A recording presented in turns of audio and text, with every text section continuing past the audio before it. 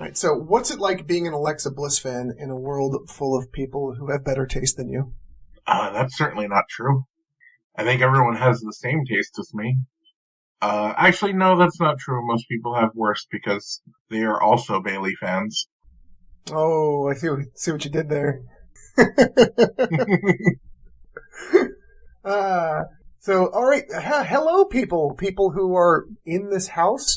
You don't live here. What are you doing here? I am Eric the Penguin. I'm with my buddy here, Dustin, and we are watching professional wrestling of the female variety. We're both big fans, and we're here to share some of that love, knowledge, and delightful entertainment with you, people who clearly have nothing better to do tonight.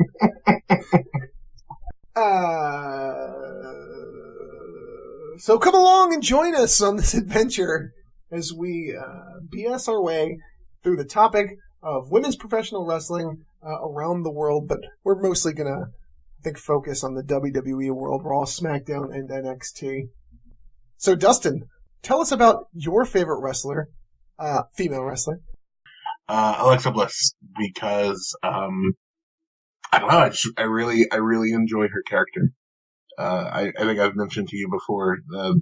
She became endearing to me when she started doing the tantrums in the middle of the ring, and there was something about the character's personality, and all of her character work since, I think, has been amazing. And yeah, she's a little green in the ring, but I think she's a lot of fun to watch.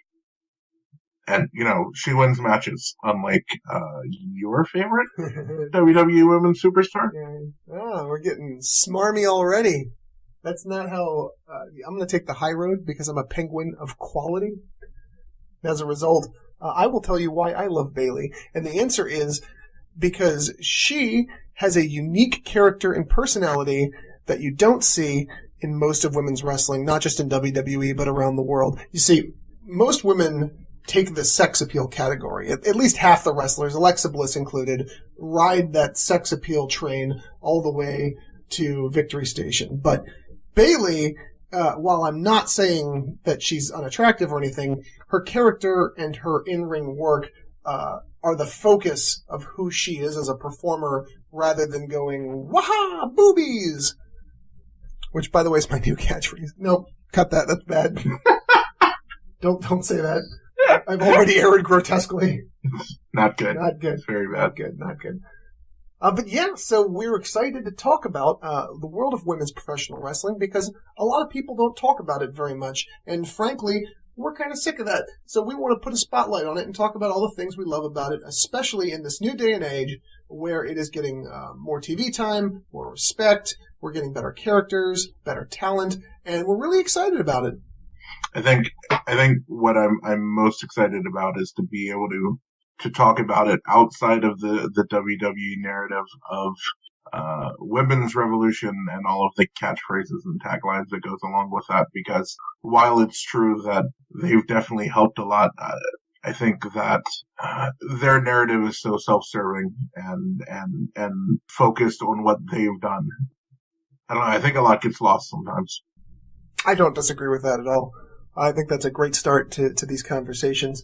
And on the whole, I think one of the things that I'm most excited about doing with you here on this show is being able to talk about things not just outside of WWE's narrative or whatever picture they're trying to paint, but also looking at it in the context of wrestling as a whole, something WWE just isn't going to do because they're very focused on going, hey, look, women's wrestling is great now. And they're not wrong, but there's more to it than just that one soundbite.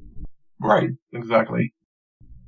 Yeah, it's kind of painful to think back to the Attitude Era and sort of beyond in regards to how women were treated. And very rarely would you ever get an opportunity to see a real showcase of talent because women were picked based on their sex appeal rather than their in-ring talent. You did occasionally have your Molly Hollies and your Beth Phoenixes and people who could legitimately go to at least some degree. But those people were usually alone in a sea of Sports Illustrated cover models, basically.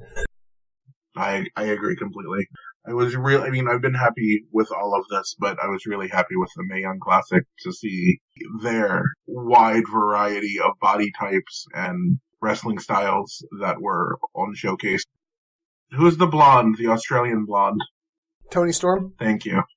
To have not only the typical WWE diva-esque people like Tony Storm, but also your Jazzy Gabberts and your Piper Nivens and your Mercedes Martinez's, who are not your typical Playboy Bunny of the Month body type. Yeah, completely agree. We talked before this, obviously way before this podcast, about the Mae Young Classic and the things we liked about it and the wrestlers we loved watching perform. I was super excited about it going in. I really enjoyed it. Some of the matches I thought were maybe a little awkward. Maybe some of those women didn't have a lot of experience working with each other, or they were very nervous about their first big time under the WWE spotlight, especially under the special of the Mae Young Classic. But end of the day, I thought ultimately most of them did a great job, and there are several I want to see pop up in the regular roster. As you mentioned, Piper Niven and Jazzy Gabbert. I loved them both. But long story short, great showing for a bunch of talented women. So, but Eric, you're a penguin. What else should we know about you? Well, like most penguins, I am racist. Cut that. That's horrible. It's not. We need that for the blooper reel. Certainly. This is definitely not making it to final. Lark. We are recording this episode just 4 days out from the Royal Rumble on Sunday. And this will be the first year that the women get a proper Rumble, a 30-woman Rumble, which in of itself is great just because of its, historic greatness. But on top of that, there's only like 20 women on the main roster right now. And I think that includes people who are arguably going to be out, like Paige. So we're going to have a lot of potential surprises, maybe some Mae Young Classic show-ups, maybe some NXT call-ups. It's anyone's guess, really, as to what's going to happen, but I'm ultra excited for it as a mark for the women's division, and an even bigger mark for the Royal Rumble as a whole. It's potentially the greatest gimmick match WWE's ever had. Yeah, I totally agree. Ever since I was a kid, the Royal Rumble was always my favorite match of the year. I'm a little concerned about day of fatigue. The Royal Rumble's draining, and 2 of them, I hope they're smart enough not to put them back to back. Yeah, I'm hoping like couple matches Women's Rumble, couple matches Men's Rumble. I've heard a lot of people mention maybe ending with the Women's Rumble, and I think that that's possible. I think it would be great if they did go on last. But like you said, there's going to be a lot of surprises. Who would you like to see from people that were on the roster but now are retired? Or who would you like to see? From the past, I think a lot of people would probably answer Lita to that question, but I'm going to go Molly Holly. I always thought she was super underrated, and I appreciated especially her run with the Hurricane, or Mighty Molly and the Hurricane. I thought she was great. Would love to see her back, and I mean, she's not sitting on the edge of a lot of years or anything, so I think as long as her health is good, it's a possibility, right? I figure insofar as, because we have, I think, at least 10 spots open, and it's not like the Men's Rumble where there's 20 superstars declared, but there's another 50 on the roster that just haven't declared yet, so it could be filled with, the Ascension or someone like that. I mean, we literally have at least 10 spots that we have no idea who it could be. So I figured it was appropriate to kind of break that down into a couple of different categories, because they're going to have to pull from lots of places. So, old-timers, someone who was on the roster at some point. I would like to see AJ Lee, because I feel like if she came back for the Rumble, she would stay for a run. And so maybe then I could see what I was kind of left wanting more of. I don't think you're alone in that. I'm not a massive AJ fan myself, but she certainly wasn't bad.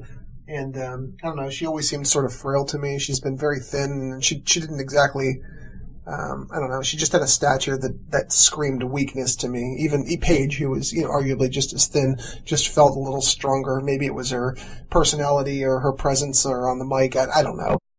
Okay. What about NXT? Who would you like to see from NXT? Oh, God. Kairi Sane, right? Oh, yeah. Yeah, my favorite Kairi Sane. I definitely don't want her to go back to Japan and fuck off and never return. I would have said Ruby Riott up until recently when she just got the call up and she just joined, so clearly that's right out. But there are a lot of people, because Candice LeRae just signed to be part of NXT, so technically she would count. Although I would prefer someone more like Tessa Blanchard, who does, I think, dark matches for NXT right now. Because I love Tessa. She's phenomenal, daughter of Tully Blanchard, one of the Four Horsemen. And she really impressed me at the Mae Young Classic. Yeah, for me, I really enjoy the iconic duo from NXT, Peyton Royce and Billie Kay. But that's two, and that feels like cheating. And also, I don't know, I feel like I don't have to want for them. I feel like they're shoo-ins. I thought about it for a while, and I was trying to pick between them. And at the end of the day, I think I would most enjoy Nikki Cross. Yeah, Nikki Cross is good, yeah. She is such a joy to watch when all of Sanity comes to the ring and they're all standing there looking menacing, and she's just running back and forth like a crazy cat on catnip.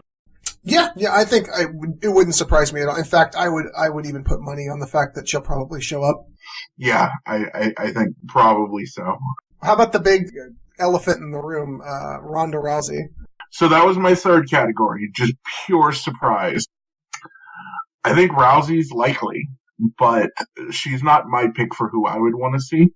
Completely just pie in the sky dream. Actually, I would love more than anything for all the rumors to be false and for Paige to show up in the Rumble. Yeah, I don't know, man. I think that's a pipe dream that isn't going to be fulfilled this weekend, buddy. No, I know.